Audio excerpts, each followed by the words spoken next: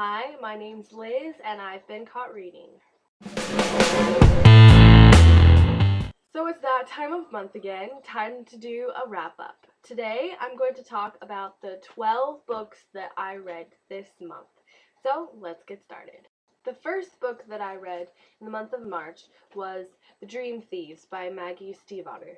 Now, this one is the second book, and it's the second time that I tried to read it, actually. The first time I think I got maybe 20 pages in, maybe a little bit more than that, and was just bored. Maybe it was the fact that I read it so close to the first one, I don't really know, but it happened, and I had to start reading it all over again. The second time, however, it was much better and easier to read. And once I got past the first little bit, then I flew through this one. It was so exciting and interesting, and I want the next one.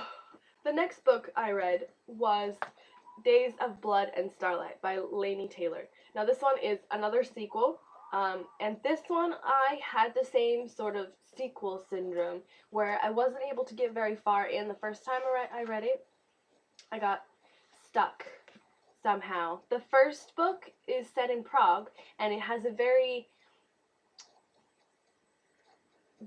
beautiful atmosphere and tone, and it's very different than anything I'd ever read before. And I was kind of hoping for the same thing with this one, but this one it doesn't have the same sort of atmosphere. And so the first time I read it, or tried to read it, it just wasn't the same, and I had to put it down. But the second time I got around to reading it this month, once I got past the first little bit, and I got used to the new setting and the new style and new tone, then it was much easier to read. And it was, oh, I really want the next one. Now, the next book I read was The Unbound by Victoria Schwab. Now, this one is the second book in the archived trilogy, we hope. And last month I read the first one. I read the archived last month, and I said that it made it onto my favorites list immediately. Well, the same can be said about The Unbound. This book is just amazing. I don't know how Victoria does it, but she has become my favorite author. I love her main character. I'm absolutely madly in love with the romantic interest in this one. And it's just a beautifully written, absolutely beautifully written novel. And if this book never gets a sequel, if a third book never comes out, I will die a very, very unhappy woman. So next I read Shadow and Bone by Leigh Bardugo, or Bardugo. I've heard it said both ways, so whichever. This one is a fantasy, straight fantasy, set in sort of a Russia-esque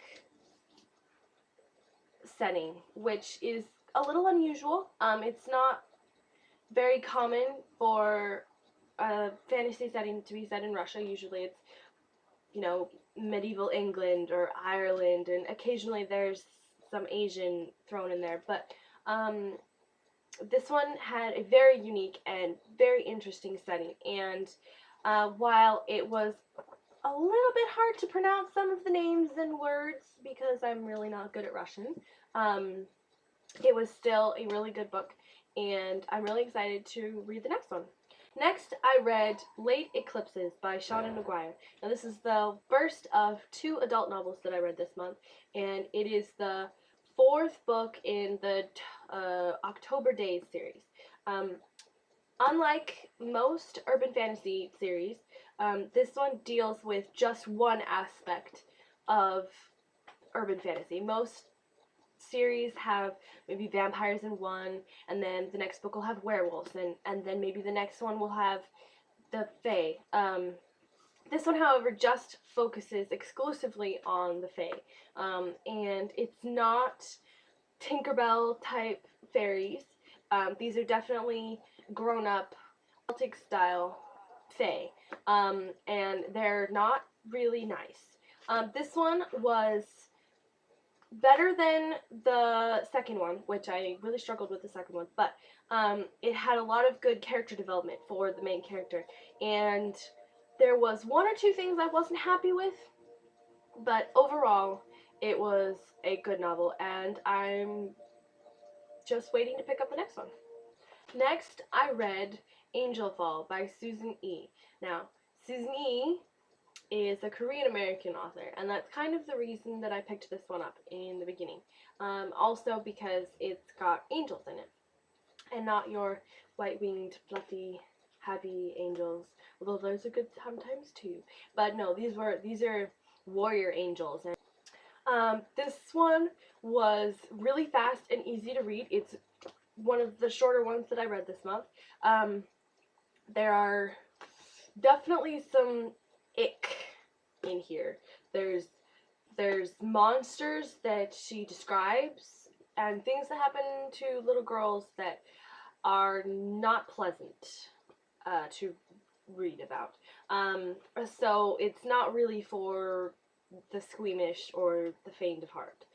But other than that, it was really well written and it was really exciting.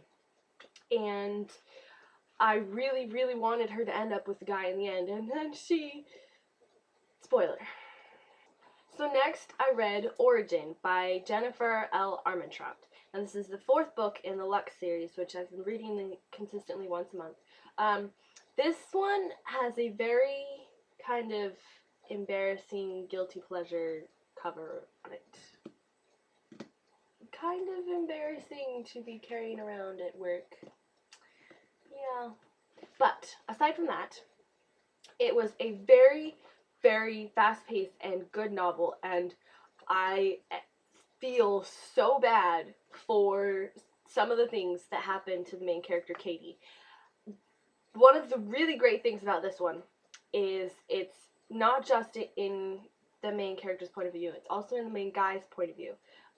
Sort of half and half, jumping back and forth, which is really, really, really cool because the main guy, Damon, is so cool and he's so madly in love with the main girl. It's so fun to read, and this one scene close to the end of the book was so cute and just, oh, it was so worth reading everything they had to do to get to that point. It was just amazing, and I can't wait for the next one to come out. Then I read Under the Never Sky by Veronica Rossi. Now this one I picked up mainly because the premise is sort of similar to one of the books that I'm trying to write, and I wanted to see how someone else would handle the same sort of situations. It was definitely not what I was expecting, and there were some things that I did not like about it and some things that I'm not going to do in my novel. The technology disparity between the two groups of people that are in this one was a little bit more than I was expecting. But the two main characters are really, really good and fun and well written, and I was really glad that I picked this one up. And now I just have to go find the next one.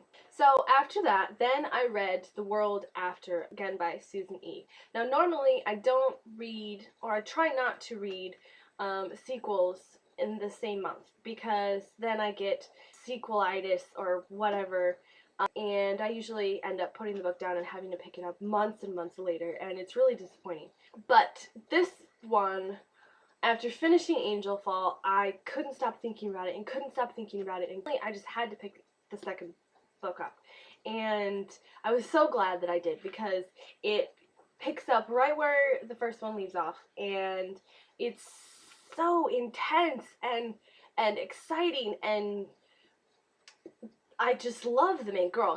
She's so strong and confident in herself, and she is so protective of her little sister, and it's just so great. And once again, there was a bit more ick in this one than in the one before. The angels aren't doing nice things. So, not for squeamish people, but other than that, it was a very good, well-written, exciting book, and I really wish that the next book was out already. I say that about all of the books, but I want to know what happens. So then I read Tithe by Holly Black. Now this one has a little bit of backstory for me.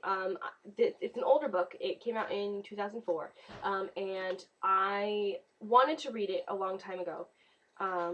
When I think I saw it at the library or something, and I picked it up and I started reading it, and the prologue, I couldn't get past because it was so different than what I was used to, and was underage drinking and underage smoking, and it was just so